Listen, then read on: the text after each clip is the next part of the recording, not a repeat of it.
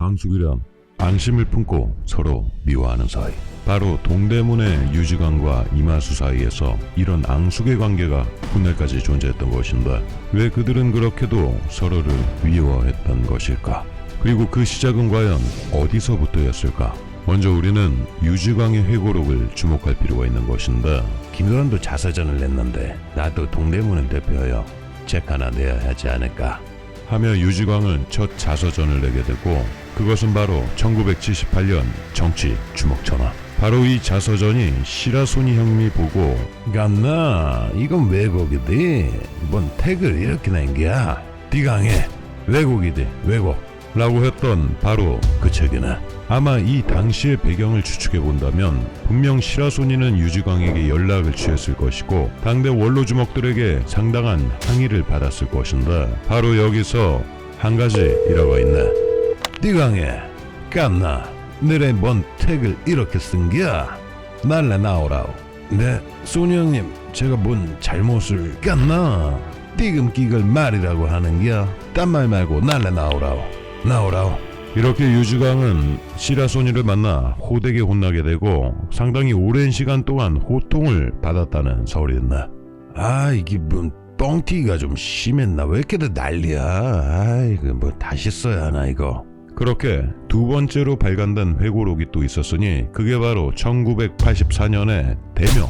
이로써 훗날에 발간된 신상사 형님의 회고록까지 더하여 종로, 동대문, 명동의 회고록이 각각 김두한, 유지광, 신상현을 통해 남겨진 것이지. 이렇게 유지광의 회고를 바탕으로 KBS에선 드라마가 제작이 되었으니 그것이 바로 1989년 무풍지대. 그의 자서전과 무풍지대를 본 사람들 중 제정신이 바뀐 사람이라면 모두 느꼈겠지만 몇몇 문제점이 보였던 것이 아니 무슨 일개 행동대장이 무슨 시라소니급 역대급 파이터요?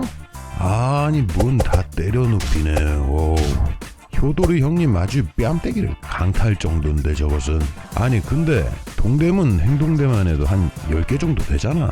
소공동 홍영철 뭐 종로 아우마스 있었겠고 그들이 그럼 동격인 종로 사가 행동대장 다들 저렇게 뭐 강했다는 것이야? 아 참나 다 시라소니급이었구만.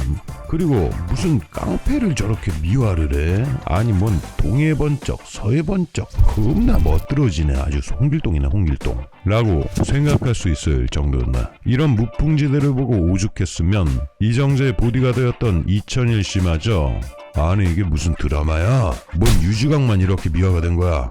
이건 아니잖아 라며 방송국에 찾아가 겁나게 따졌다는 일화도 있네. 사실 이 유지광의 회고를 분석하려면 김도환의 회고록을 살짝 비교할 필요가 있는데 시기가 왔다리 갔다리 하며 있던 사실도 본인 스스로 뒤죽박죽하게 만들었던 아주 쿨하게 회고되었던 김도환의 회고록에는 이 잔머리가 너무 안 들어간 것이 단점인데 이 유지광의 회고록에는 그 잔머리가 너무나 많이 들어갈 수도 있는 것이 그가 누구인가? 학식이 상당했던 인텔리 주먹 아닌가? 그리고 두 차례에 걸쳐 자서가 쓰여졌다는 것은 그만큼 뼈와 살을 더한 미화물이 되었을 가능성도 상당한 것이네. 그는 마치 자신의 회고를 통해 삶을 참여하는 듯한 모습으로 우리는 봤을 수 있겠다만 노태우 정부 이후 조직 재건을 시도했던 인물이라는 걸 감안하면 참에는 글쎄 올시다인 것 같네. 거기에 일본 야쿠자들과 연합까지 시도했다고 하니 원. 그래서 그의 장례식에는 상당히 많은 야쿠자들이 조문을 왔었다고 하지.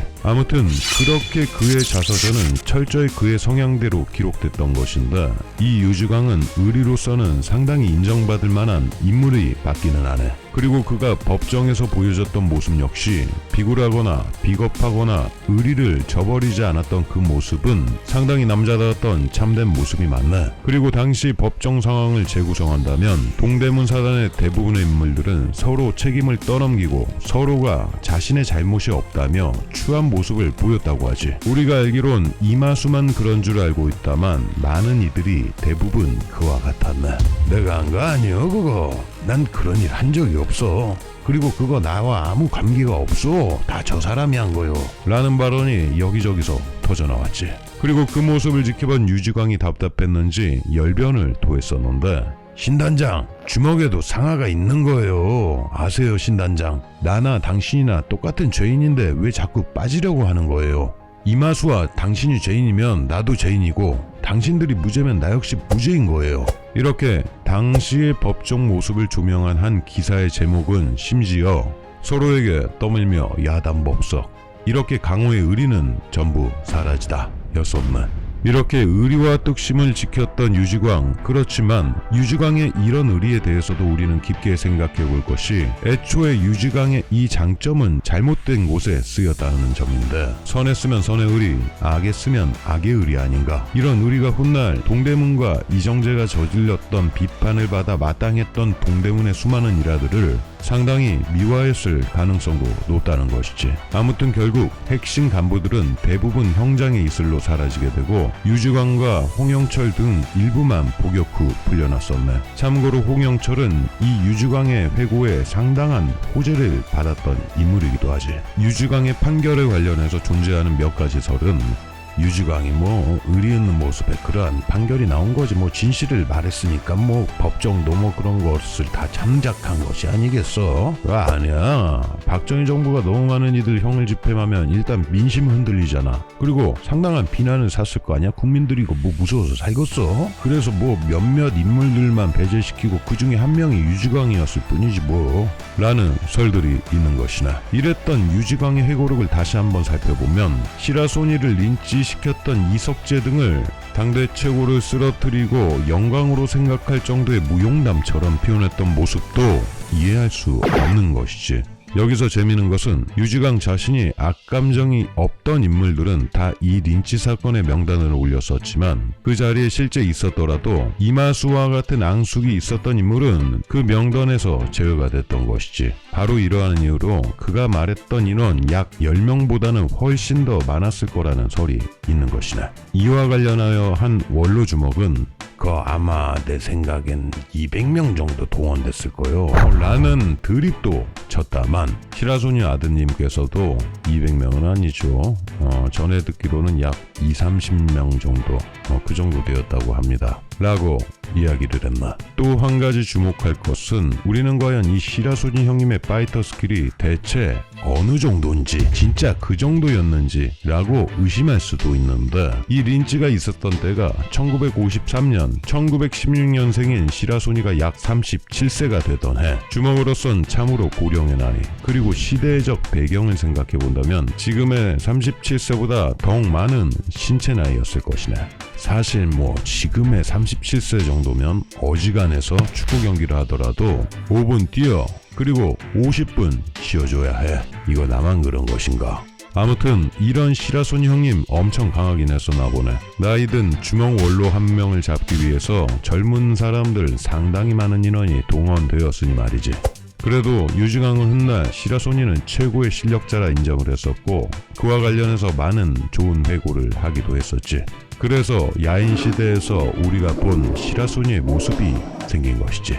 하지만 유지광이 시라소니가 주먹계에서 은퇴한 시절 영입된 걸 봐서는 그 역시도 실제 그의 화려한 파이터 기술들을 눈으로 직접 본 것이 아니라 동대문의 선배들에게 전해들은 내용으로 회고했을 거라 추측되네. 한편 유지광이 회고했던 이마수는 우리가 야인 시대를 봐왔던 바로 그 모습인데, 실제로 이마수가 분명 떳떳했던 인물은 아니었겠지만 상당 부분 부풀렸을 가능성도 무시할 수 없는 것이네. 아무튼 이렇게 철천지 원수가 된 이마수와 유지광 사이를 제3자 입장에서 회고한 분이 한 분 계셨으니 그는 바로 동대문과 적이었던 명동의 신상사 형님이셨네. 이마수 그 양반이 드라마에선 그렇게 폭력적이고 아나무인하게 나오긴 하는데 그건 좀 많이 과장된 것 같아. 내가 봤던 그 사람은 그런 정도 인물은 아니었어. 그가 이정재 말 안 듣고 영화 홍보한다고 명동에도 자주 넘어오고 그랬었거든. 그래서 자주 마주쳤는데 처신이 의외로 깔끔한 사람이었고 돈 욕심도 사실 별로 없었어. 그리고 그 드라마에서처럼 막 폭력을 행사하고 그 여자 연예인들 고위층에게 아무튼 있잖아 그런 거 시키고, 나는 그게 좀 의아한 게 그자가 만약 그러고 다녔으면 내 귀에도 분명히 들어왔을 텐데 당시 그런 이야기 전혀 없었거든. 그러니까 아무튼 내가 본 이마수는 그랬었네 라고 회고하기도 했지. 같은 편이었던 유지광이 드라마의 이마수의 모습을 만들고 미화할 이유가 전혀 없었던 신상사가 오히려 반대 의견을 내니 아마도 유지광은 이마수가 엄청 믿기도 했었던 것 같네. 사실 이 둘의 악연의 시작은 오래전 당구장 사건으로 거슬러 올라가야 되는데 그것은 바로 무풍지대에서 나왔던 당구장 일화였던 것이지. 실제로는 조열승 등이 유지광을 직접 때리진 않았고 이정재에게 벌을 받았다고 하는 것인데 그 이야기는 즉슨 유지광이 당구장에서 시비가 붙고 동대문의 2인자 조열승의 지인을 부하들과 함께 집단 폭행을 했던 것인데 주먹계 상하관계를 무시했던 유지광의 이런 행동으로 인해 동대문은 긴급 회의를 열게 되고 이정재는 결단을 하네. 유지광의 책임도 상당하네. 이는 그냥 넘어갈 수는 없습니다. 가담한 인원들 각 곤장 20대로 처하겠습니다. 회장님 제가 때리겠습니다. 뭔 소리야? 내가 때릴 거야. 제가 하겠습니다 회장님. 아니 근데 뭔 곡괭이를 가지고 난리들입니까? 이 정도는 해야지 정신 차리지 않겠습니까 회장님?